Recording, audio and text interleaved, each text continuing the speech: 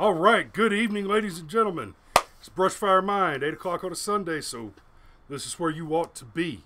So we've got somebody waiting in the peanut gallery there. Bring it on.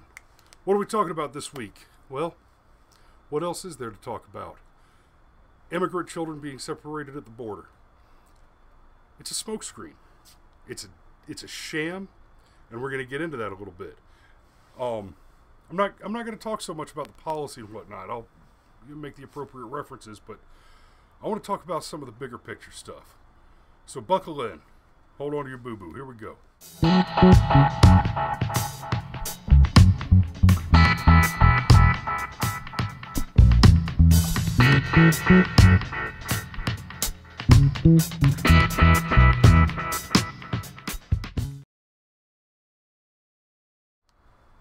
All right. So for a little over a week now, we've been hearing about immigrant children being separated at the border from their families. And every time you hear it, what is said is that immigrant children are being separated from their families. I want to get y'all clear on some language here. This is something the lefties are real good at. They have a talent for it. In fact, they've gone so far as to change the word liberalism to mean tyranny and slavery. Remember Orwell? Freedom is slavery. Remember, war is peace. Remember? Freedom is slavery. Yeah, that's where we are. I don't know if y'all remember the Kennedy boy after the State of the Union earlier this year. You know, the great white ginger put out his little press conference, his little response to the State of the Union address, and he literally said, I've been digging on this for years. Every time the Democrats take a position, they want to have it both ways. All right? They always want to have they want to have it both ways. They want to cheat something. In his State of the Union address, that Kennedy boy literally said, our policy is to have it both ways. And I hadn't even planned on talking about that tonight. It just popped into my head as I was getting ready to go over some of the things that we've learned about the Democrats that we knew, but now we know better. Now we know it more correctly, more truly, more solidly. They want to have it both ways. Always both ways. So, what have we seen? We've heard all over the place that immigrant children are being separated from their families. And that word, immigrant, that's a very important word. Y'all, there is no such thing as an illegal immigrant. It is one of the worst linguistic tricks that I've ever seen. And I've got to do some tech support. Everything just went black. I don't even know if we're still rolling.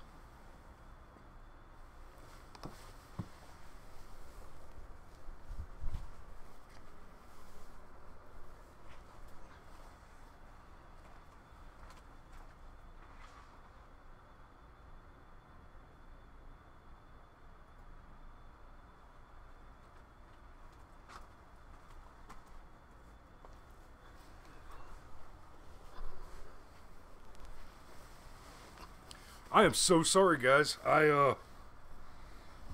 Good old Microsoft just tried to run an automatic update on me in the middle of everything, and it blacked out all my monitors. Totally just shit on my train of thought. So let me back up. Immigration. So we keep hearing people refer to illegal immigration. This is important. There is no such thing as an illegal immigrant. They do not exist. Immigration is the process under law by which one moves to another country in a permanent capacity. Okay? Immigration is when you go to take a job abroad. You get transferred abroad. Not military. If you're stationed abroad by the military, that's not the same thing. That's not immigration. But to immigrate into another country. Incidentally, there's immigrate and emigrate with an I and an E. One means immigrate. Immigrate is to enter a country. It means that you are entering the country with the intent of staying on at least a semi-permanent basis, some number of years, not in a very specific temporary capacity, like you're going to study abroad, you're going for a temporary professional assignment, you're going to spend some time touring, stuff like that. So, immigration is always a process through law. People who cross a border into a country intending to stay in that country and even to work, but most assuredly, if you're entering the country without going through the process and the clear intent is to benefit from the benefits of that country, to profit by the benefits of that country, say all the welfare, food stamps, blah la la la la la la, yada yada. That is not immigration of any sort. They are not illegal immigrants because there is no such thing as an illegal immigrant. They are criminal aliens. They are hostile foreign invaders. Okay? They are the rogue agents of a hostile foreign government. And if that's too much for you to say in a sentence, criminal alien. Because let's be very clear about this. Not one undocumented person in the United States, not one person who has entered this country without the due process of law is not a criminal. Not one.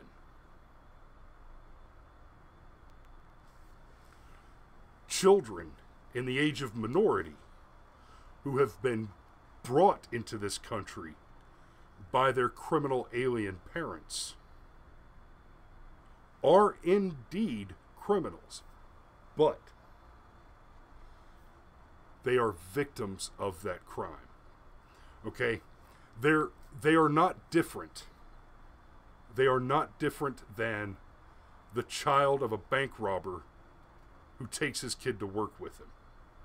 Alright, if daddy's robbing banks and liquor stores at gunpoint, and he's going in there with his kid, and the kid is just hanging out, not making threats, not even holding the money bag while the cashier fills it up. The kid's just there, and isn't dropping the dime on daddy for breaking the law. That kid is a criminal and a victim. And the fact that kid is being abused, the fact that child is being abused is should be taken into consideration. Now I'm going to do something silly. I'm going to answer this phone, but we're going to be quick about it. I am on air, yo. Live right now. Why aren't you watching the show?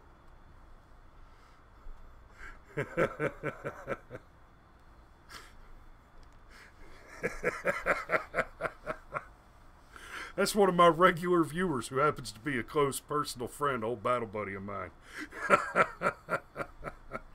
Whew. Every one of them is a criminal. Now, children who were being separated from their families,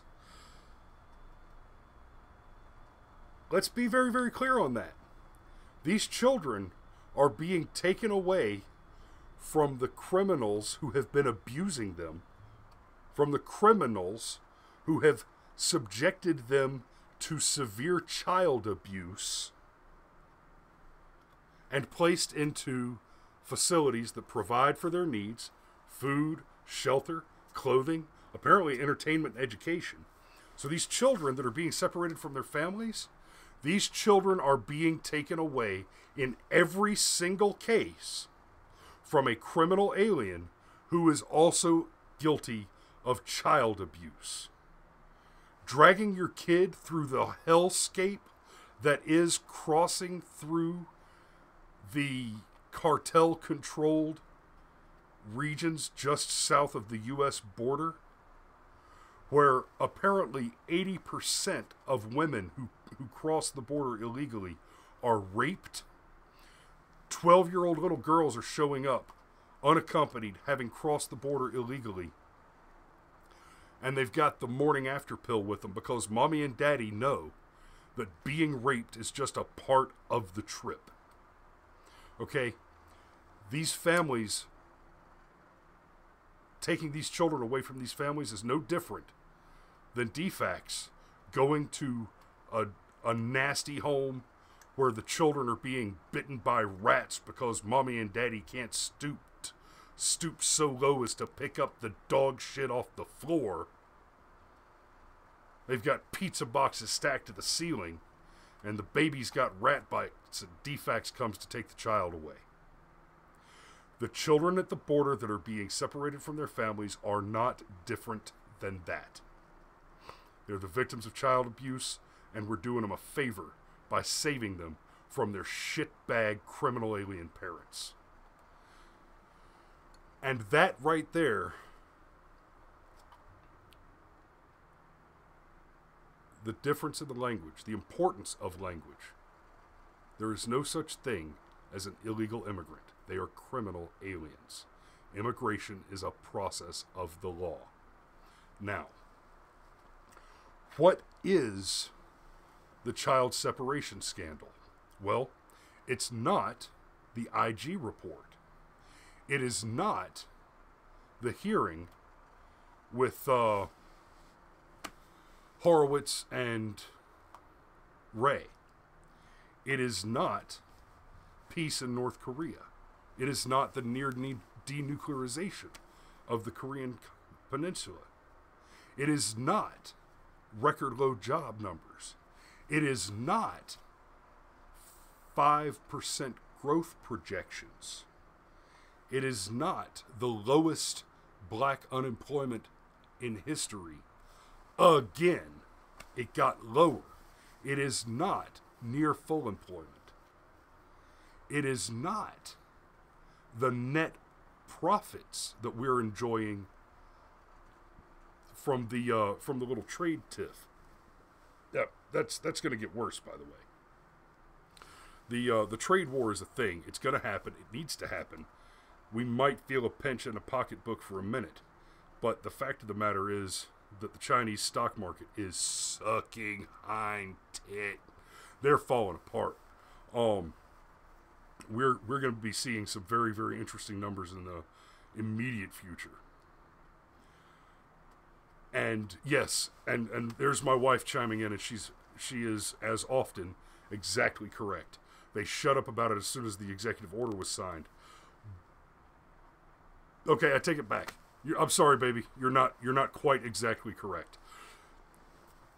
What they did do is they started making specific demands. So until the new executive order was signed, which doesn't guarantee keeping the children with their families, it essentially says we'll make every effort. Now, that's pretty good, because I'm aggravated about the executive order. I think there's some 4D chess going on here, but it looked a lot when it was first signed, the executive order to keep the families together. It looked a hell of a lot like Trump was folding, but almost immediately we start hearing, after a week and a half of, this is inhumane, this is, of course it's a Nazi thing, of course only Nazis,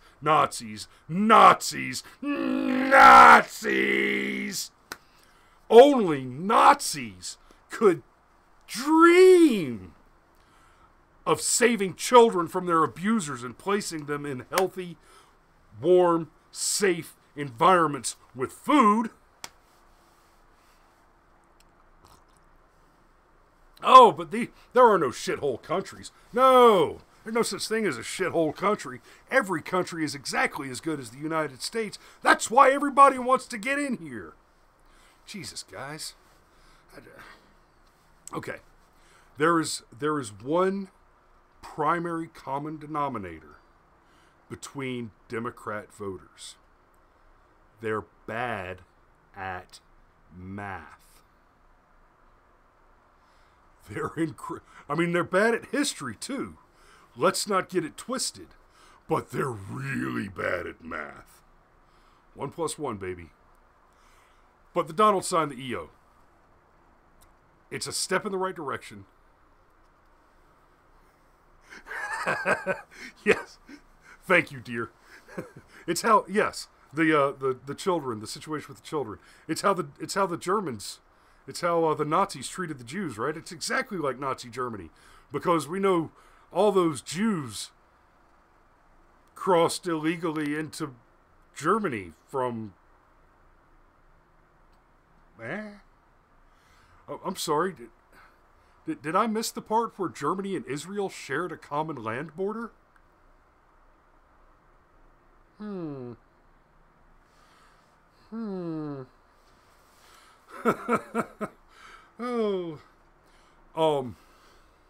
Thanks, babe.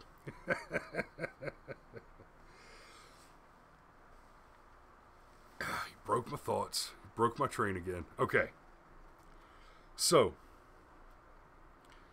criminal aliens coming into this country. Damn it, woman, where was I? Come on. Come on. Okay.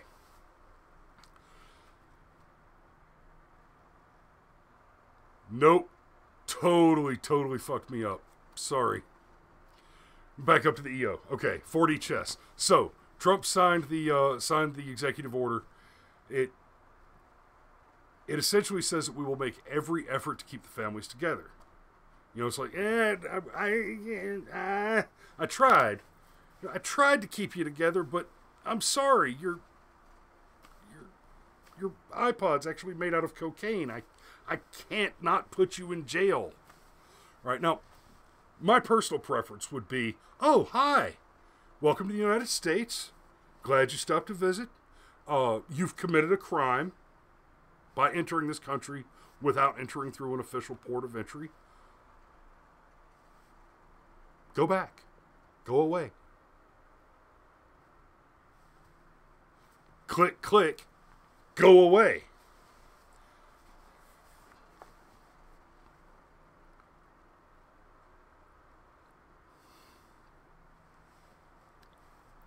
Okay, Legion made an interesting point in the comments section, and I'm not going to address that right now because it's a rabbit hole I don't want to run too far down.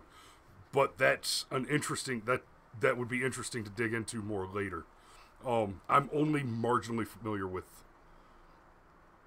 that movement. But anyway, we'll get back to that another time. So, yes, my preference would be we meet them at the border and send them the hell home. And if no, turn around and go back the other way is met with any complaint at all, you open fire. Okay, some bodies at the border would help a lot.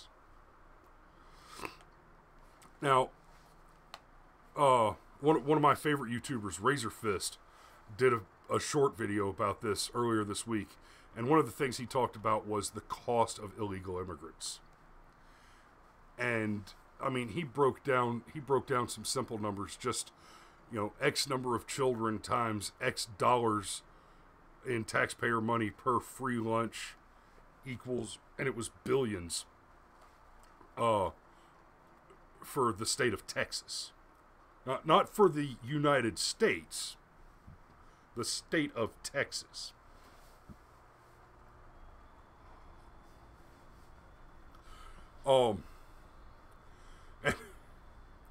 My wife mentions, and this is something worth thinking about. We could start a fund, get citizens to pay for the illegal immigrants to get documented. then they can be ignored, just like the rest of us. Okay. Yeah, let's chew on that for just a second, babe. So these criminal aliens, they're crossing the border illegally, and then we keep hearing them referred to also as asylum seekers. They're seeking asylum. Bullshit. Bullshit. Bullshit. Bullshit. They are not asylum seekers. They are crossing the border illegally. They are hostile foreign invaders. We know this because there is an active legal process for crossing the border as an asylum seeker. And it involves either going to the U.S. Embassy and applying for asylum, or going to an official port of entry, that's a border crossing position, and applying for asylum there. Okay?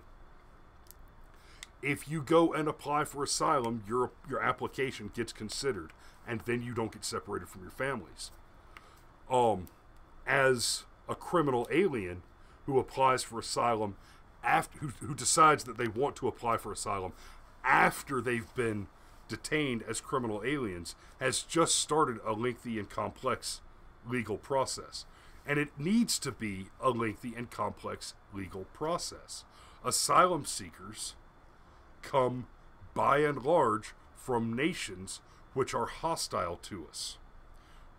Now, it doesn't necessarily... We don't have to be at war with another nation's government for that nation to be hostile to us. A perfect example of that is Mexico. We are not at war with Mexico. We could potentially have friendly relations with the Mexican government, but the Mexican government is not the problem. Mexico is packed with these cartels. The corruption of the Mexican government by the cartels is a huge problem. The cartels are hostile to the United States because the doing of their business is a crime in this country, but the doing of their business, the movement, the transportation and exchange and sale of drugs, especially, is extraordinarily profitable. So long as there are humans who have positive individual reactions to dopamine and stimulants, drugs will find a way. They will enter your market. They will be purchased by consumers, and they will be imbibed. That's just caffeine. If this was illegal, I don't know.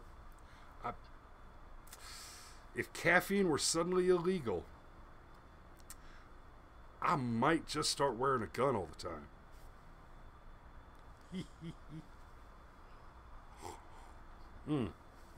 So good.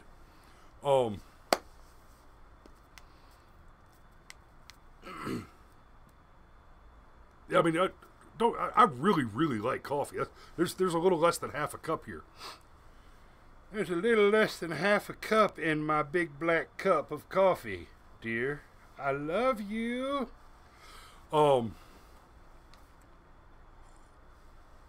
So as long as we have a hostile entity born up on our southern border that is interested in the drug trade and the profitability thereof, then we have a hostile foreign power at our doorstep, and that is part of the problem. Since we have a hostile foreign power that is actively engaged in attempts to infiltrate our border, in attempts to move illegal products, controlled substances across our border, then anyone... Okay, she's not bringing me coffee. I'm a little bit heartbroken. But as long as that's the case, the drug trade, not my heartbrokenness over the lack of wifey coffee. As long as that's the case, then every asylum seeker from that region has to be considered and investigated as a potential as a potential cartel member, as a potential threat from the cartels. And that's without the government itself actually being hostile. Now, let's not forget, many of the criminal aliens that we're talking about are coming up through Mexico from Guatemala and further south. They're not Mexicans. There's a lot of Mexicans, but a large number of the ones coming up through Mexico and crossing our border illegally, they're coming from south of Mexico, which means they are crossing through another country which can offer asylum, or they could seek asylum, and they're just moving right on up to America. Not only that, Mexico has extremely strict immigration laws, a zero tolerance for crossing their southern border unless and until you explain, oh no, I'm just crossing your southern border so that I can get to America. Mexico loves them some hostile invaders. Mexican politicians run on promises to facilitate crossing into the U.S. Now, let me get back to Fee's idea that we should start paying for their paperwork out of pocket. Here's an interesting little tidbit. When these criminal aliens hire coyotes, people smugglers, I haven't even gotten to the human trafficking and slavery and all that crap. When they hire a coyote, they're paying these coyotes 5, 6, 7 grand. Guys, to apply for citizenship in the United States, unless you hire an immigration lawyer and or a language tutor or a civics tutor, somebody to help you study for the test, the application for citizenship is $700. Okay, I know $700 might seem like a lot of money to somebody who's growing up dirt poor in a shithole country, but it sure doesn't seem to me like $700 sounds like a whole lot of money when you manage to scrape together 5 or 6 grand for guaranteed rape en route to probable incarceration. Now, in fairness, one cannot reasonably expect that everybody knows this. So maybe something that we ought to talk to the Donald about is let's spend a little money. Remember, Obama spent some money on immigration, right? Y'all remember when Obama spent a bunch of money on the hostile foreign invaders? Remember when the FDA, when the Food and Drug Administration, I'm sorry. Oh, no. I'm sorry. The Agricultural Department, Department of Agriculture. I'm sorry. The FDA doesn't run food stamps. The Department of Agriculture runs the food stamps. That's interesting. How did that happen? That's all. Because food stamps didn't be free. It used to be when the food stamp program was first initiated. The problem was that in our larger cities, we had a logistics and transportation problem. The cost of transportation to get the food from the farms into the city was prohibitive, and so we had famine in the city, and we had surplus to the point of waste on the farms because there just wasn't enough train moving the food for a while. So the Department of Agriculture oversaw a program where you bought food stamps, and you got your stamps, you paid your money and you got your stamps, and then they used that money to hire more trains, get the food into the city, and then you went to the drop point where the trains came in with your food stamps, and you traded those for food. When the food stamp program just got abused and flipped around to be a welfare program, but it wasn't. But that's how it ended up with the Department of Agriculture. But y'all remember back in Obama's day, the Department of Agriculture was running Spanish language ads in Mexico advertising access to SNAP, the Supplemental Nutrition Access Program, Supplemental Nutrition Assistance Program, and food stamps. So they ran Spanish language ads all through Mexico about the welfare benefits available to people if they entered the United States illegally. Literally spent our tax money to advertise and incentivize criminal aliens to invade our country. Now maybe we can get the Donald to get one of our departments to run a similar ad. Maybe we need to get ICE to spend some of their money, or the Department of Homeland Security to spend some money and run ads. Run ads in Spanish. Hey, did you know that legally immigrating to the United States costs 10% of what it costs to hire a coyote? Okay. So now you've got, you get that education out there, get that public service announcement out there. It cost about 10% of the cost of hiring a coyote to legally immigrate to the United States. Get that public service announcement out there. The result? Well, the coyotes will have to drop their prices for one. But if you make that clear, and the same ad should run the numbers that the risk reward numbers. If you hire a coyote, you have a high percent chance of dying before you make the trip. You're almost guaranteed to be raped on the way. There's a high probability that you end up trafficked and become a chattel slave somewhere in Africa or the Philippines.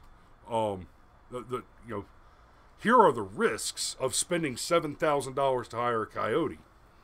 Or you can go through a process that takes 2 to 5 years and costs $700 to $800 and not get raped and enslaved. Maybe. And then all of a sudden, the border. Oh no, Lowry, I don't want more. Legion says, Lowry, I don't want more immigrants, and neither do you. Be honest, man. No. Stay with me for a second here. And then all of a sudden, they get bottlenecked at the entry points. You get them in the line, you get them in the wait line, you get them through the vetting processes. Okay? I think that plan, you run the Spanish language public service announcements like I've just described. Here are the risks. Here are the real costs of doing it the wrong way. And if you do it the right way, it's much easier, it's much safer, and it's much, much cheaper. Get all that information out there. We can bottleneck these sons of bitches through the immigration process, slow down the flow, cause the coyotes to have to lower their prices to stay competitive, which will, just like when you pass some legislation like Obamacare and drastically increase the prices of everything, and the doctors can't keep up because the customers can't afford to play, the doctors suddenly stop getting paid by the insurance companies because the whole thing works so badly. And now what do we have? We have doctors dropping out of the industry.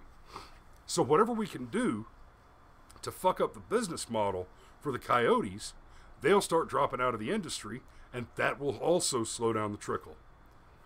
All of this cuts the trickle of criminal aliens down, and then we still have a wall to build. And here's the beauty of the proposal that I just made up over the last 10 minutes while I was explaining this shit off the top of my head. It also cuts down on the cost of dealing with criminal aliens coming into this country,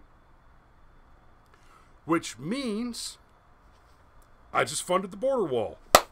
Yay me. Give me a round of applause. Hashtag Lowry 2024.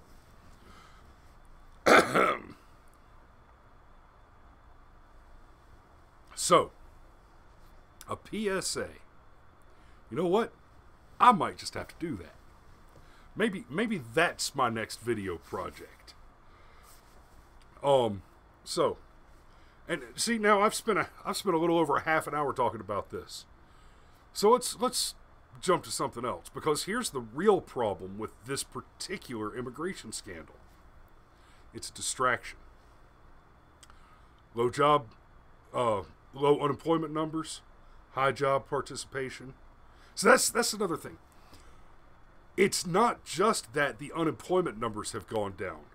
One of the problems under the Obama administration is we kept seeing the unemployment numbers drop because workforce participation kept dropping. More and more people went on to the welfare dole and dropped out of the workforce. They stopped being counted as unemployed because they started being counted as unemployable, right? Well, under the Trump administration so far, we have not only seen the unemployment numbers ratchet down to some of the lowest numbers in history, but simultaneously we're seeing welfare enrollment decrease and we're seeing workforce participation increase. So unlike the Obama recovery, instead of people just not being unemployed anymore by virtue of no longer seeking employment and just living off of welfare, under the Trump administration, we're actually seeing people getting jobs, going back to work. And now we're hearing new complaints. What is the complaint? There's a big complaint right now. The U.S. actually has a serious problem right now in the world of employment, and that problem is this. Trump has done such a wonderful job that we have too many jobs. We have too many jobs available. And it's not that there aren't people out there who want to fill the jobs. Right now we have a problem with skilled trade labor, not having available skilled laborers to engage the trades, right? We need more plumbers. I mean, if you listen to the radio, it's amazing. This is not, I never heard ads like this while Obama was in office, but I keep hearing ads on the radio from plumbers, electricians, HVAC techs, companies that build things, companies that hire men who have skills, right? They're advertising on talk radio because they know that guys with jobs don't vote Democrat. So they're advertising on conservative talk radio stations that they need skilled electricians, plumbers, so on and so forth, who have 2, 3, 4 years of experience in the field. They're not looking to hire green helper kids. They're not looking to hire people that they need to train. They need people who can work, who can show up at the job site, or who can show up at the company, pick up a company truck and a green helper. So they've got their green helpers. They've got their kids. They've got their 18, 19, 20-year-olds who have never had a real job, and all they're good for is toting pipe to point B so that the skilled tradesman can bend it correctly and hang it up. The Donald has actually created a situation where there is enough money flowing around that people are starting to improve their homes. They're opening new businesses. They're breaking ground on new developments. They're building again. We are building again. We are building again. Make America great again. Build America again. But to do that, you've got to be able to kick your young squirrely kids out with a skilled tradesman who can train them, who can create the job experience that they need to fill these jobs in the future. So there's a shortage of skilled tradesmen.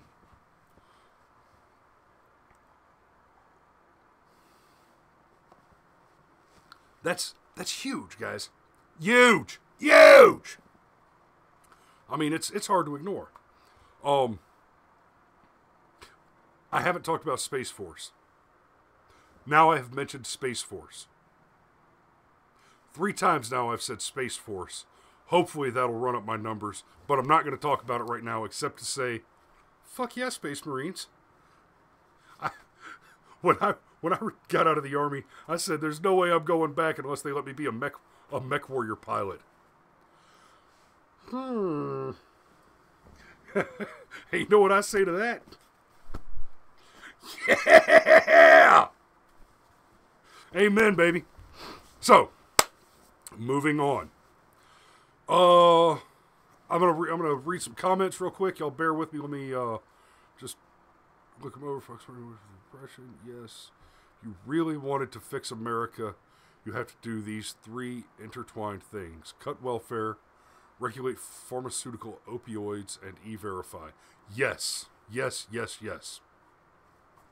Force the unemployed pill popper to get clean and employed or die. Yes, yes, yes.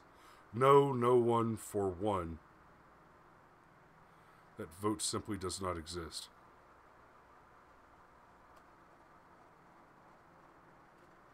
Okay, Yobel.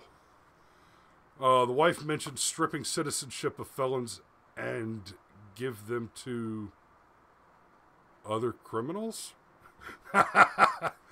Okay. Space Force. Okay. I'll go there for a minute. Robert A. Heinlein. Y'all, Robert A. Heinlein wrote Starship Troopers.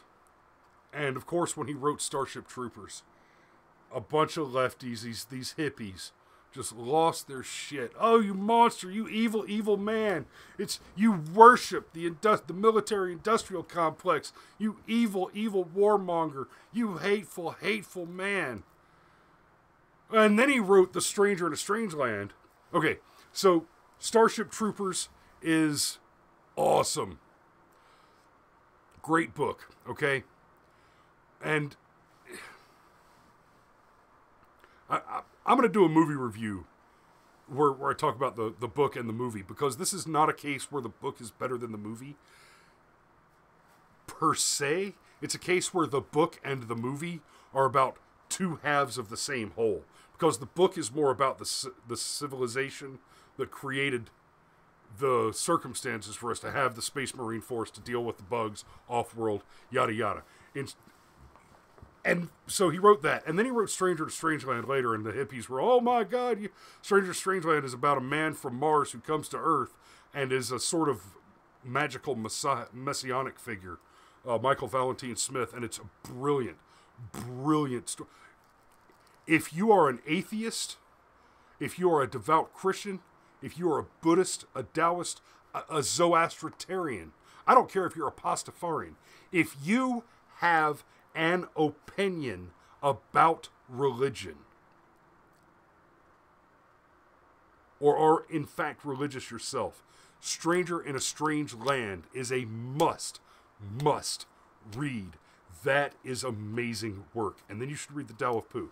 But Heinlein wrote Starship Troopers, and then he wrote Stranger in a Strange Land. And the lefties lost their shit. You hateful, hateful man. You worship the military-industrial complex.